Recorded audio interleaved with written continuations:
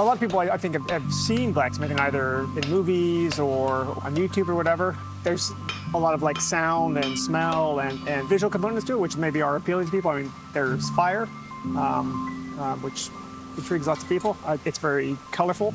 I mean, even the steel changes color. It goes from that black to red to yellow. So much of blacksmithing is experimentation. I mean, like every smith kind of approaches a project differently, so don't think you're gonna get it wrong. My name is Gragg. So I'm a amateur blacksmith, and I run classes here at the Gasworks Museum in South Dunedin.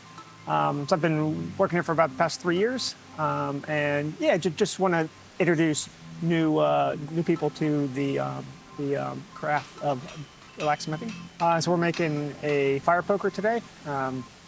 Usually I have people make either a hook or a fire poker because it is a good example of a lot of the basic blacksmithing techniques, or how to paper a piece of metal out and then maybe do a twist in it as well.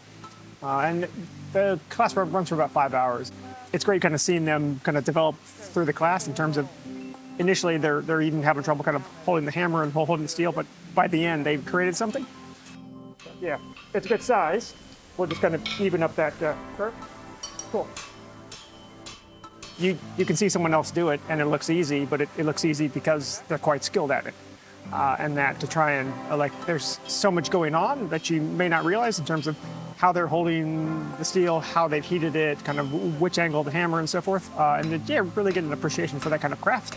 And hopefully maybe they'll take future classes or kind of pursue it on their own, or at least have an understanding of kind of how the artistry works.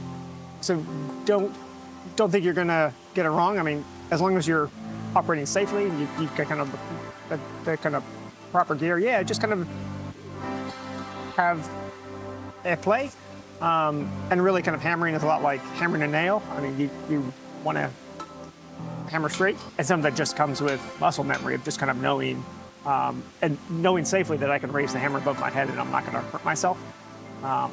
Yeah, I mean, as with any skill, it's just practice.